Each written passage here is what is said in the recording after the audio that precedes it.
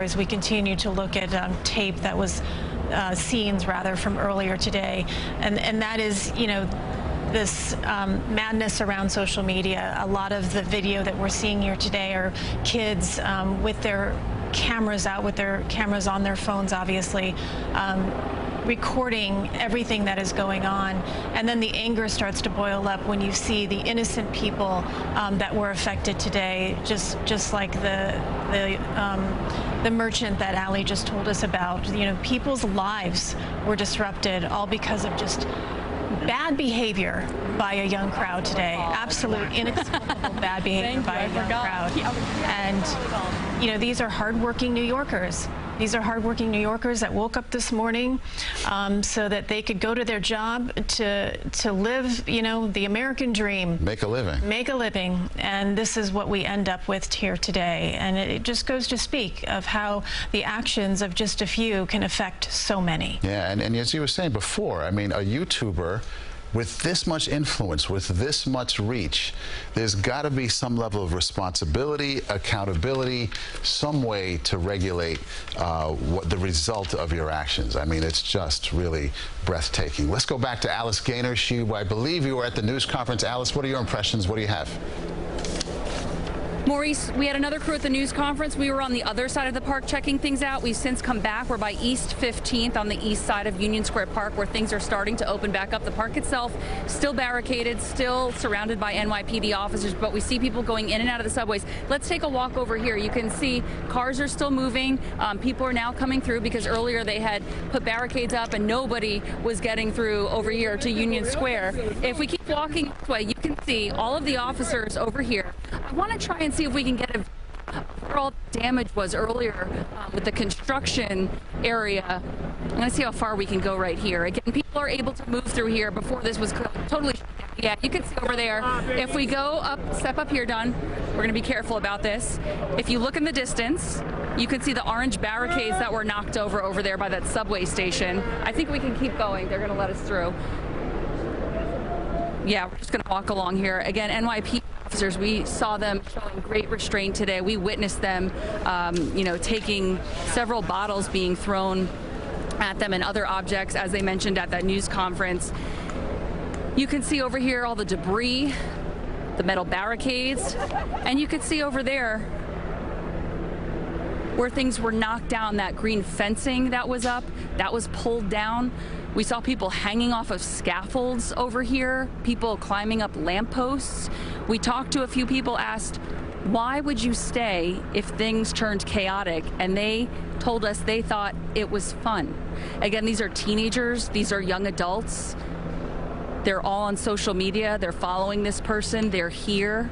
They were treating it like one big party from what we could see. Again, we're giving you another look. This is a wide shot here. We're by Union Square East. Now we're by East 14th Street over here. Things definitely calmer, but I mean, just look at all the trash, the debris everywhere. And again, a lot of that was being thrown at some of these officers. There's the NYPD drone on the ground over there. That was their eyes in the sky, as well as the NYPD chopper, which is still up overhead. Maurice and Christine. Alice, if Don can just take a shot of that scene as you look at the subway station one more time. It's empty. Sure, Don, can you show us the subway station right there? Or just the wide shot. The wide shot, even. Just if you back up a little bit. The wide shot. Yeah, just look at that. Just look at. This was a bustling, everyday scene in our city, right? And then it was taken over by a mob of kids.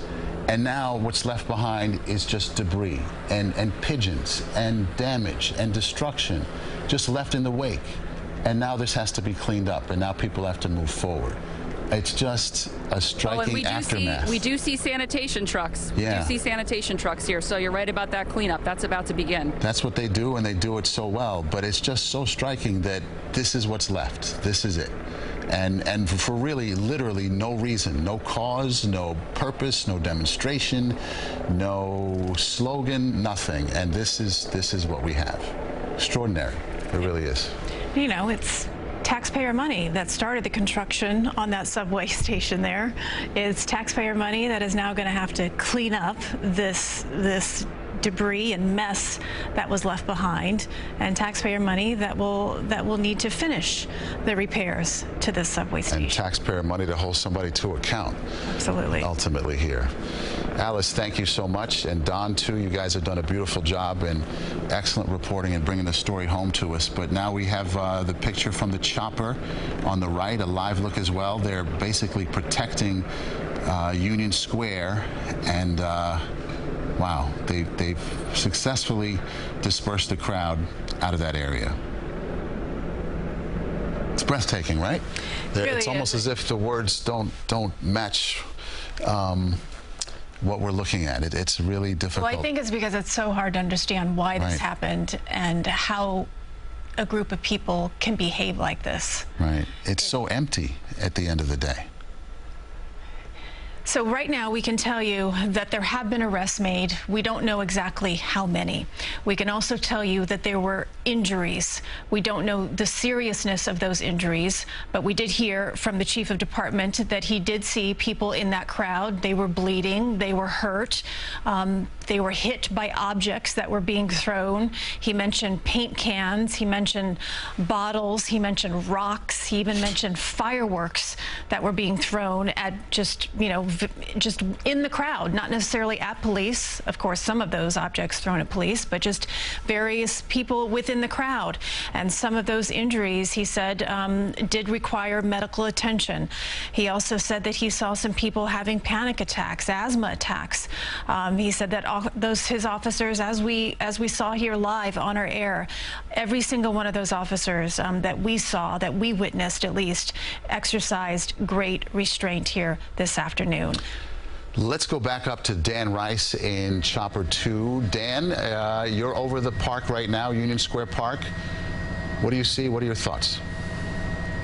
A very different picture, Maurice, than what we saw 3 hours ago. When we arrived on the scene down here, there was just a sea of people, a sea of humanity down here, all the stuff that we were talking about, and now you're just left with the aftermath. It's an empty park, nobody inside the park. They have the barriers up, so the entire park is clear of people for the most part, but what you see is the aftermath, the leftover debris. As we zoom down here, you can see all that debris on the ground there. You have paper, bottles, traffic cones.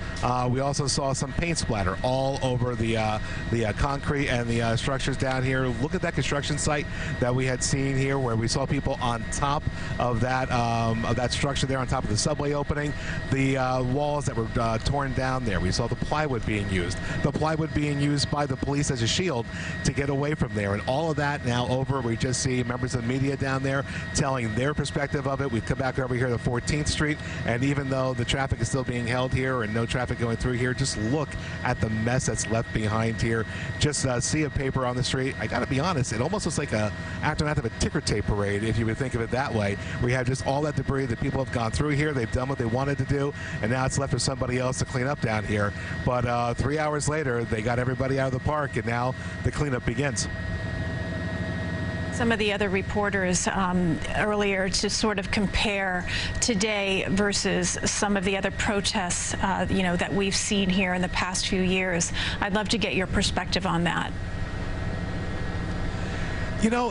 It was odd to watch this happen as it unfolded, because you saw the crowd surging. It was almost like it was pulsating down there. And you'd see people throwing objects, but without any intent, almost like they're blowing off steam. What they were angry about, or maybe what they were celebrating, it was obviously hard to tell from here. But what you noticed is that even though the crowds were over here on the sidewalk, you didn't see that urge to go in and loot.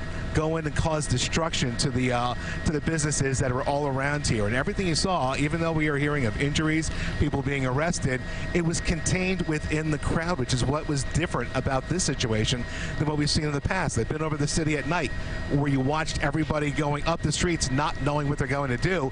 Everybody pretty much stayed right here in this area of Union Square, and like I said, like a mosh pit, that pulsating that was happening in there, and everything that they were doing to each other. Throwing traffic cones, traffic barrels, water bottles, and then unfortunately they did, for a short amount of time, change their direction of their debris there and throwing it at the police. But that was a short amount of time, and when the police came in and got control of the situation, everybody went a different way.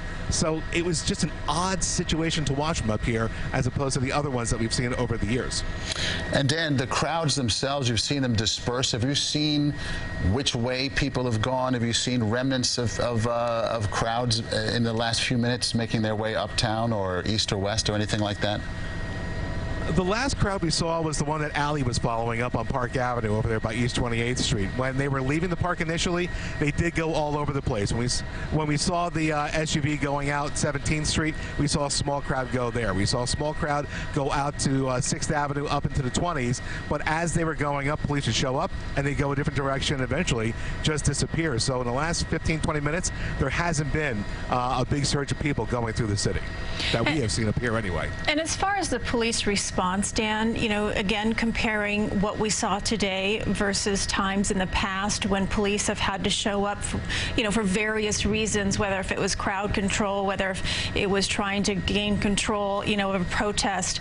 Can you tell us if you saw a difference today in the way that they responded, just given some of the criticism that was laid on them in the past and the promise from department heads that they would study past behaviors and make sure that changes are made?